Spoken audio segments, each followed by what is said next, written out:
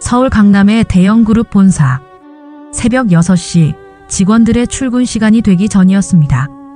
그 시간 70대 중반의 할머니 정옥은 어두운 복도를 홀로 닦고 있었죠. 허리는 세월의 무게로 구부정하고 손엔 수십 년의 노동이 묻어나는 오래된 대걸레가 들려 있습니다. 그녀의 복장은 낡은 누빔조끼에 고무장갑, 그리고 마모된 고무신이었어요. 차가운 복도의 정막을 깨는 건 대걸레가 바닥을 문지르는 소리뿐. 정옥은 늘 그래왔듯 묵묵히 구석구석을 닦아냅니다. 매일 새벽 아무도 보지 않는 시간에 시작해 아무도 알아주지 않는 일을 하고 있었어요. 직원들이 깨끗한 사무실에서 일할 수 있도록. 그때였습니다. 청소 중인 복도 끝에서 하이힐 소리가 또각또각 다가왔어요. 광고팀 3년차 박지의 대리였습니다. 입에는 테이크아웃 커피를 물고 스마트폰을 보며 걸어오는 중이었죠. 그녀의 눈이 바닥에 닿자마자 얼굴이 일그러졌습니다. 아, 여기 또 바닥 다 젖어있네. 사람 지나가야 되는데 눈치도 없으시네. 박지혜는 할머니를 힐끔 보며 일부러 목소리를 높였습니다. 요즘 청소부도 교육 좀 받아야 되는 거 아냐? 정옥은 고개를 더 숙이며 걸레를 빠르게 움직였습니다. 그녀의 손등에는 푸른 핏줄이 도드라져 있었고 손가락 마디마디는 세월의 흔적으로 굳어 있었어요. 하지만 그런 세세한 것들을 박지혜가 볼 리 없었죠. 뒤이어 나타나는 남자 직원 둘, 강대현 사원과 이승찬 사원. 그들은 눈빛만 교환하고 서로를 향해 씩 웃었습니다. 누가 먼저랄 것도 없이 할머니 앞에서 커피컵을 바닥에 떨어뜨렸어요. 아이고, 손이 미끄러졌네. 강대현이 뻔뻔한 표정으로 말했습니다. 정리 좀 부탁드릴게요, 어르신. 정옥은 말없이 고개를 숙이고 엎드려 커피 자국을 닦기 시작했어요. 그 순간 이승찬이 주머니에서 워셔액이 든 투명한 병을 꺼냈습니다. 냄새나니까. 이건 서비스 말을 마치기도 전에 이승찬은 파란색 워셔액을 할머니의 머리 위로 붓기 시작했어요. 차가운 파란 액체가 정옥의 흰 머리카락을 타고 얼굴을 따라 뚝뚝 떨어졌습니다. 예상치 못한 행동에 정옥은 놀라 손으로 얼굴을 감싸며 대걸레를 떨어뜨렸어요. 그녀의 눈에서는 놀람과 수치심이 교차했고 얼굴에서는 파란 물방울이 흘러내렸습니다. 아, 너무 웃겨. 박지혜가 비웃으며 스마트폰으로 사진을 찍었습니다. 단톡방에 올리자. 우리 회사 워셔액 광고 모델. 복도 구석에 설치된 작은 CCTV가 천천히 회전하며 이 모든 장면을 담아냈습니다. 하지만 직원들 중 누구도 그 존재를 눈치채지 못했죠. 각자의 웃음소리에 취해 CCTV가 무엇을 기록하고 있는지 알지 못했습니다. 그 다음 날 아침, 정옥은 아무 일 없던 듯 묵묵히 대걸레를 쥐고 복도를 닦고 있었습니다. 그녀의 얼굴에는 어제의 상처가 보이지 않았죠. 다만 평소보다 더 깊이 숙인 고개와 약간 떨리는 손끝만이 내면의 아픔을 드러낼 뿐이었어요. 정옥은 평생 일해온 사람답게 감정보다 책임을 앞세웠습니다. 직원들은 여전히 무신경하게 복도를 지나갔어요. 몇몇은 어제의 사건을 떠올리며 킥킥거렸습니다. 아직도 그들에게 정옥은 사람이 아닌 청소부일 뿐이었죠. 어제 그 워셔액 모델 아직 안 잘렸네. 강대현이 동료들에게 큰 소리로 말했어요. 그의 목소리는 일부러 정옥에게 들릴 만큼 컸습니다. 이승찬도 거들었죠. 요즘은 감수성도 좋으셔. 눈물 연기까지 완벽. 그들의 웃음소리가 복도를 가득 메웠습니다. 정옥의 귀에도 모든 말이 선명하게 들렸지만 그녀는 묵묵히 자신의 일을 계속했어요. 평생 견뎌온 고통이 하루 이틀의 모욕으로 무너질 리 없었죠. 대걸레가 바닥을 쓸고 지나가는 소리만이 정옥의 대답이었습니다. 그 순간 전 사무실에 긴급 공지가 떨어졌어요. 모든 컴퓨터 화면에 빨간색 알림이 깜빡이며 나타났습니다. 전 직원은 오후 2시 20층 대회의실로 집합 바랍니다. 회장 지시입니다. 순간 사무실 전체가 술렁였습니다. 회장이 직접 전 직원을 소집하는 일은 매우 드문 일이었거든요. 대부분의 직원은 분기별 실적 발표나 연말 행사 때만 회장의 얼굴을 볼 수 있었죠.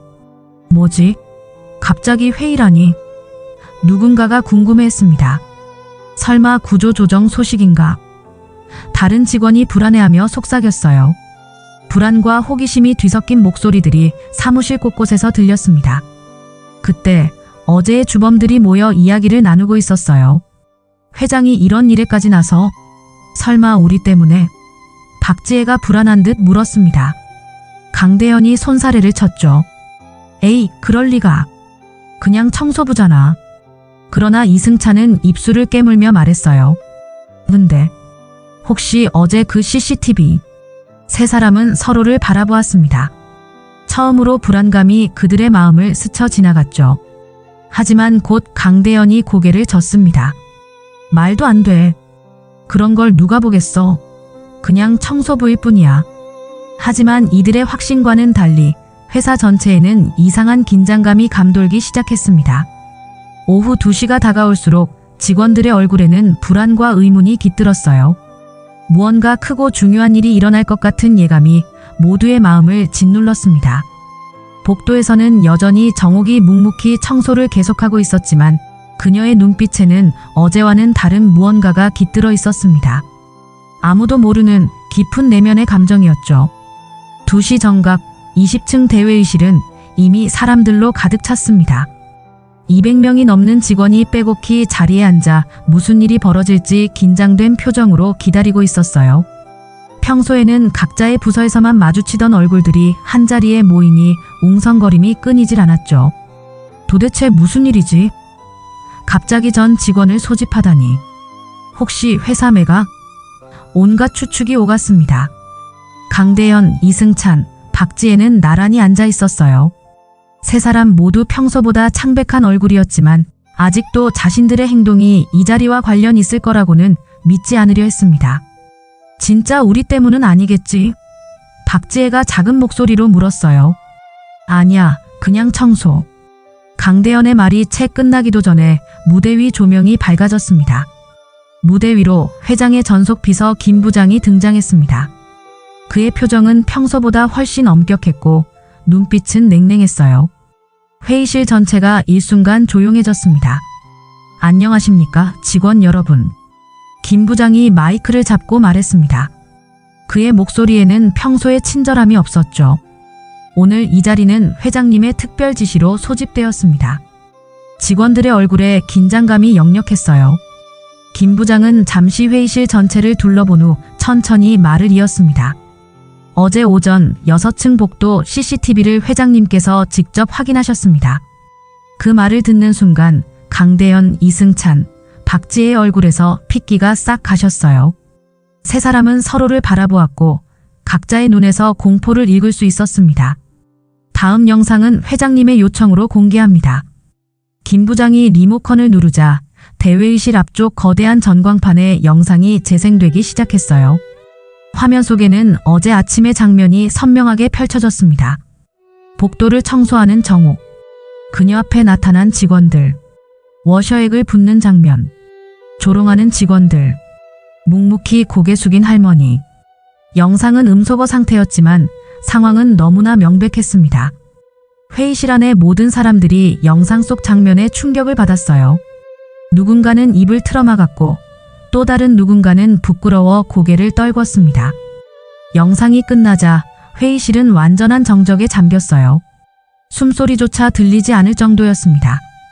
그 침묵 속에서 가장 고통스러운 건 바로 세 주범이었죠. 박지혜는 손으로 얼굴을 가렸고 이승찬은 땀으로 범벅이 된 채 고개를 푹 숙였습니다. 강대현은 다리를 떨며 자리에서 일어나려다 도로 주저앉았어요. 김 부장은 잠시 침묵을 지키다가 다시 말을 이었습니다. 이 사건은 단순한 괴롭힘이 아닙니다. 이는 우리 회사의 핵심 가치인 인간 존중을 정면으로 위배한 행위입니다. 그의 목소리는 차분했지만 단호했어요. 모든 직원들이 그의 말에 귀를 기울였습니다. 회장님께서는 이 일을 매우 심각하게 받아들이고 계십니다. 그리고 잠시 후 직접 이 자리에 오실 예정입니다. 그 말에 회의실은 다시 한번 술렁였습니다.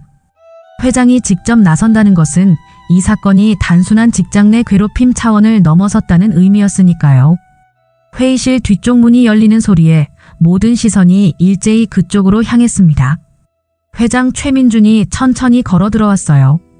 평소의 온화한 표정과는 달리 그의 얼굴에는 무거운 심각함이 깃들어 있었죠.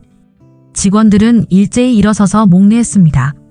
최민준 회장은 무대 위로 올라가 김 부장에게서 마이크를 건네받았어요. 그는 잠시 회의실을 둘러본 후 깊은 숨을 내쉬었습니다. 오늘 여러분을 이렇게 모이게 한 이유는 방금 보신 영상 때문입니다. 그의 목소리는 낮지만 힘이 있었어요. 하지만 그보다 더 중요한 진실이 있습니다. 회장은 잠시 말을 멈추고 비서에게 고개를 끄덕였습니다.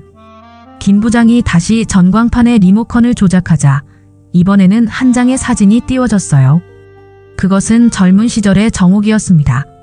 사진 속 그녀는 품위 있는 정장 차림으로 한 남자와 함께 테이프 커팅식에 참여하고 있었어요. 비서가 다시 말을 이었습니다. 여러분이 조롱하고 무시한 그 청소부는. 그의 말에 직원들은 숨을 죽였어요. 워셔액을 뿌렸던 세 사람은 공포에 질려 서로를 바라보았습니다. 이 회사의 창업주이자 고 성 회장님의 부인이며 회의실 전체가 놀라움의 한숨으로 가득 찼어요. 몇몇은 믿을 수 없다는 듯 고개를 저었고 또 다른 이들은 충격의 손으로 입을 가렸습니다. 현 회장님의 어머니이십니다. 마지막 말이 떨어지자 회의실은 완전한 혼란에 빠졌습니다. 직원들 사이에서 놀라움의 탄성과 당혹감의 웅성거림이 터져나왔어요. 몇몇 직원은 바닥에 무릎을 꿇었고 또 다른 이들은 고개를 떨군 채 움직이지 못했습니다. 워셔액을 뿌렸던 직원들의 얼굴은 하얗게 질려 아무 말도 못했어요.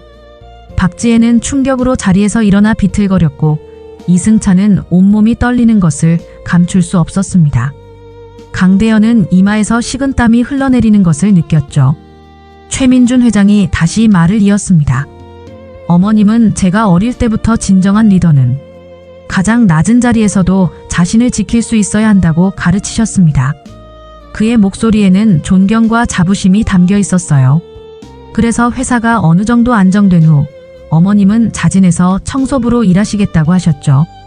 직원들이 진정한 책임감과 존중을 배우길 바라는 마음에서 최민준의 말에 직원들은 더욱 부끄러움에 고개를 숙였습니다. 특히 평소 정옥을 함부로 대했던 이들의 얼굴에는 후회와 죄책감이 가득했어요. 저는 제 어머니께서 어떤 자리에서 어떤 옷을 입고 계시든 사람으로서 존중받아야 마땅하다고 생각합니다. 회장의 목소리가 점점 단호해졌어요. 그런데 여러분은 책상 위 명함이 없다고 사람을 버리셨군요. 그의 말에 회의실 전체가 숙연해졌습니다. 아무도 감히 고개를 들어 그를 바라볼 수 없었어요. 특히 새 주범은 그 자리에서 땅이 꺼졌으면 좋겠다고 생각할 정도로 괴로웠습니다. 다음 날 아침 평소와 같은 시간에 출근한 강대현, 이승찬, 박지혜. 그들의 얼굴에는 깊은 불안과 공포가 깃들어 있었어요. 엘리베이터를 타고 자신들의 사무실 층에 도착했을 때 세 사람은 믿을 수 없는 광경을 목격했습니다. 자신들의 책상이 통째로 사라져 있었어요.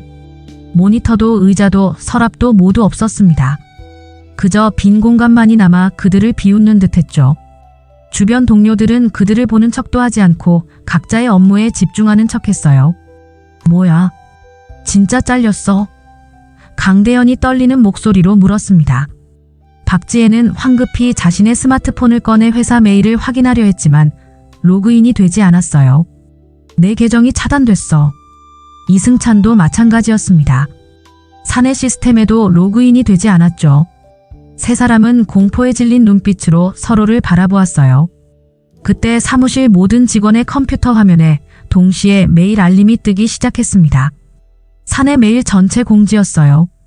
제목은 간단 명료했습니다. 직장 내 괴롭힘 및 모욕행위 관련자 전원 징계 해고 조치. 내용을 확인한 동료들의 표정이 일제히 굳어졌습니다. 아무도 강대현, 이승찬, 박지혜를 쳐다보지 못했어요.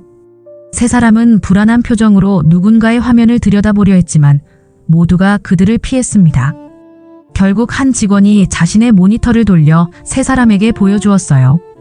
메일에는 다음과 같은 내용이 적혀 있었습니다. 어제 전 직원 회의에서 공개된 바와 같이 정옥명의 고문에 대한 괴롭힘 및 모욕 행위가 확인되었습니다.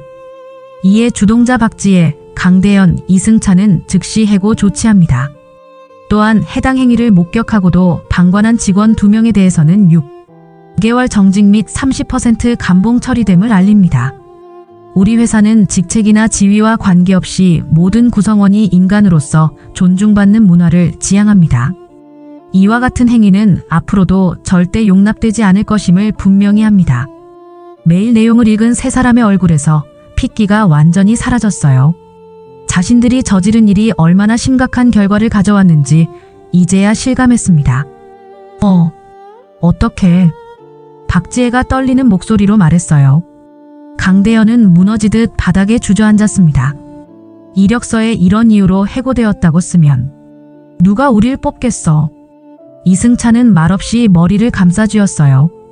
그의 눈에는 깊은 후회와 공포가 서려 있었습니다. 그들이 털썩 주저앉아 있을 때 사무실 뒤편에서 누군가가 다가왔어요. 인사팀 차장이었습니다. 여러분, 지금 당장 사무실을 떠나주십시오. 그의 목소리는 차갑고 단호했어요. 개인 물품은 경비실에서 찾아가시면 됩니다. 회사 물품은 이미 모두 회수했습니다. 세 사람은 고개를 들지 못한 채 천천히 일어났어요. 주변의 시선이 따갑게 느껴졌습니다. 동료들의 눈빛에는 비난과 실망, 그리고 두려움이 섞여 있었죠. 아무도 그들을 위로하거나 배웅하지 않았습니다. 강대현, 이승찬, 박지혜는 고개를 푹 숙인 채 엘리베이터로 향했어요. 그들의 발걸음은 무거웠고 어깨는 처져 있었습니다.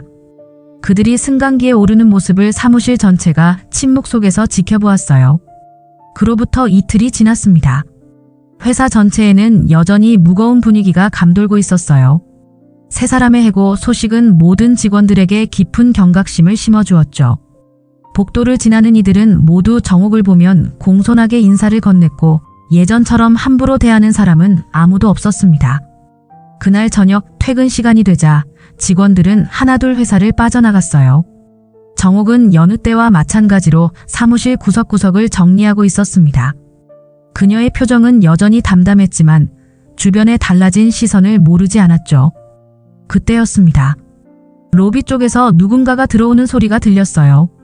정옥이 고개를 들어보니 워셔액을 뿌렸던 이승찬이 굳은 표정으로 서 있었습니다.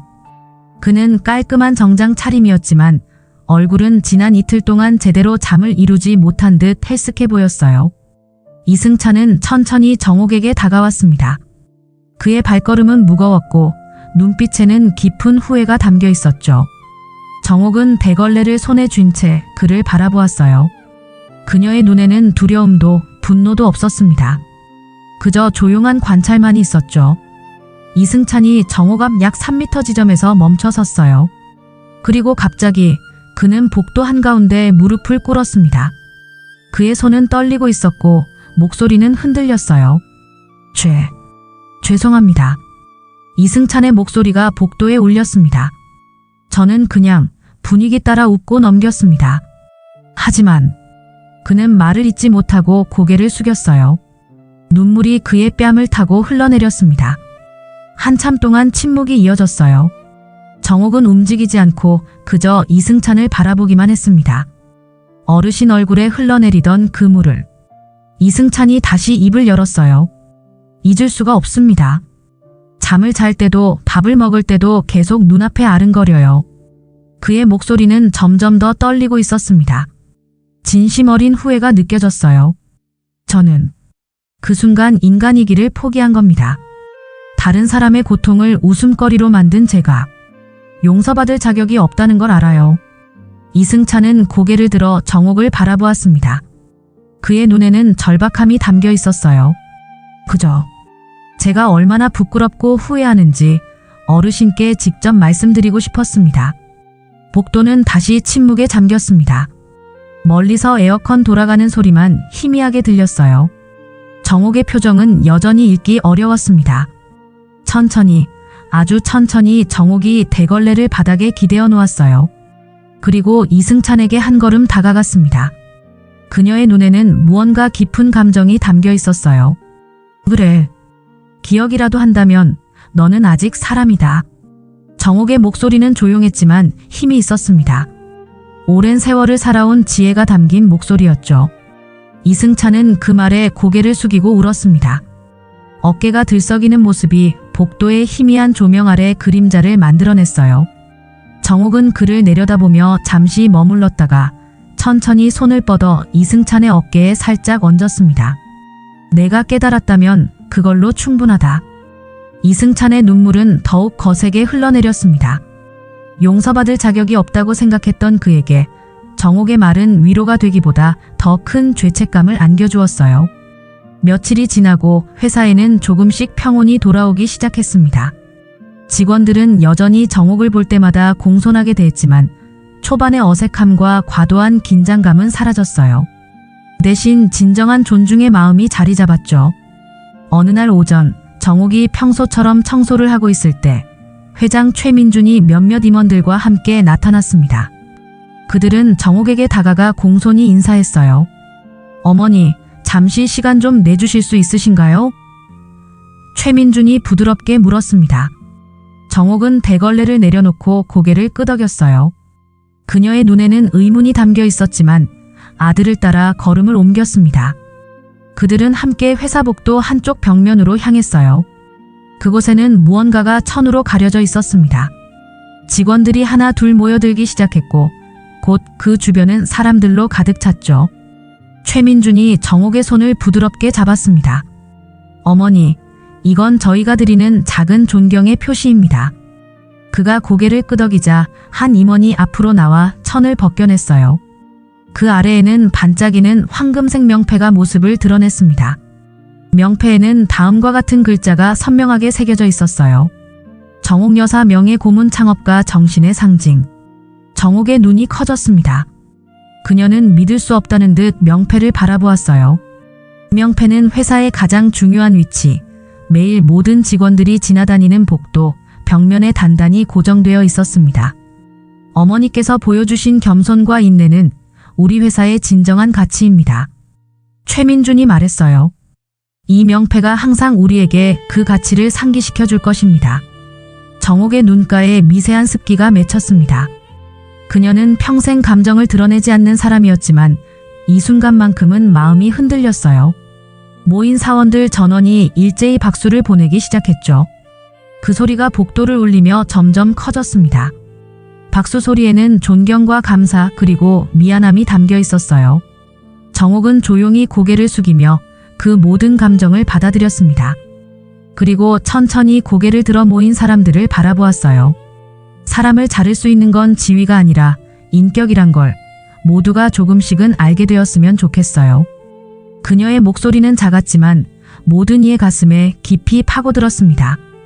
직원들은 더욱 열렬한 박수로 화답했어요. 몇몇은 감동의 눈물을 흘리기도 했죠. 이날 이후 회사의 분위기는 눈에 띄게 달라졌습니다. 직원들은 서로에게 더 친절해졌고 청소부나 경비원과 같은 이들에게도 존중을 표현했어요. 지위나 직급이 아닌 사람 자체를 볼 줄 아는 문화가 점점 자리 잡기 시작했죠. 정옥은 여전히 매일 아침 대걸레를 들고 회사 구석구석을 청소했습니다. 그녀는 명예 고문이라는 직함에도 불구하고 자신의 자리를 지키길 원했어요. 이제 그녀의 청소 행위는 단순한 일이 아닌 전 직원에게 매일 보내는 메시지가 되었습니다. 진정한 위대함은 겸손에서 온다는 살아있는 교훈이었죠. 그녀가 복도를 지날 때마다 모든 직원들은 존경의 마음으로 고개를 숙였습니다. 이제 그들은 알았어요.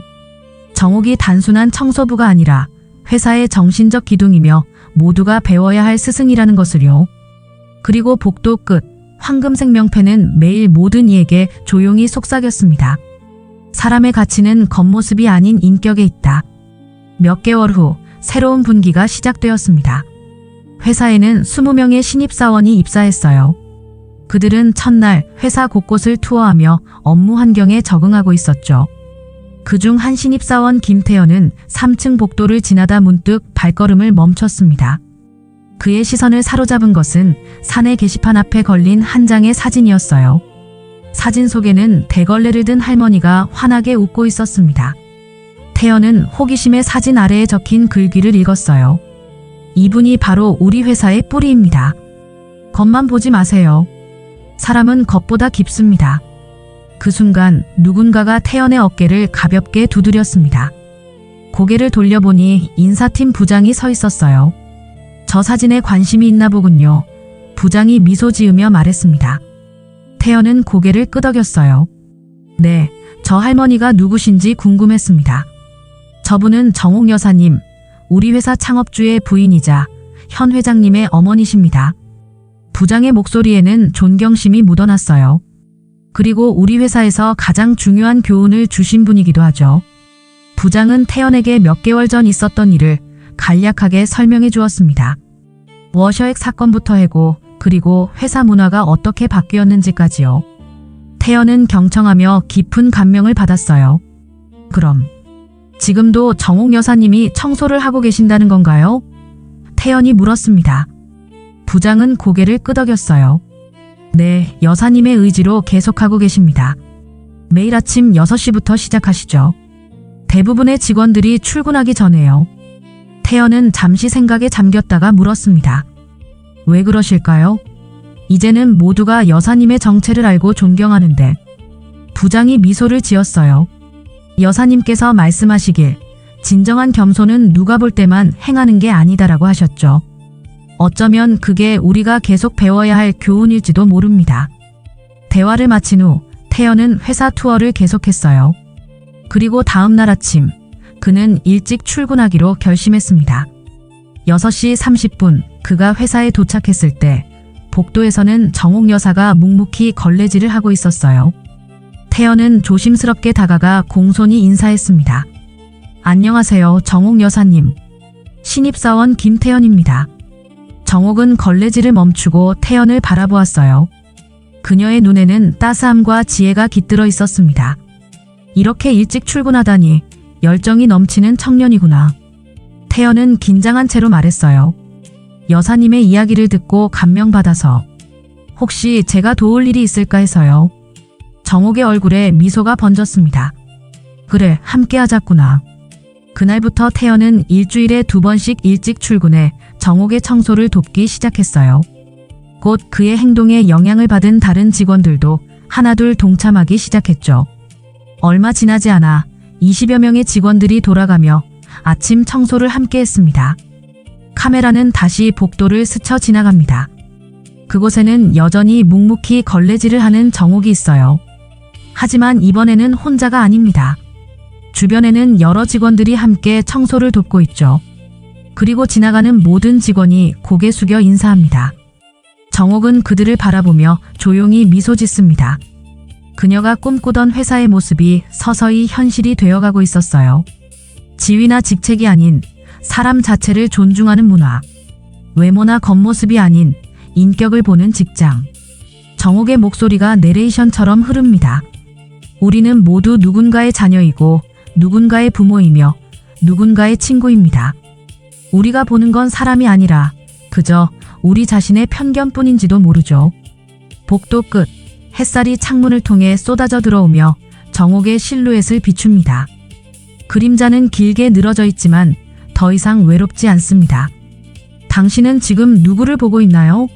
직함을 보나요? 사람을 보나요?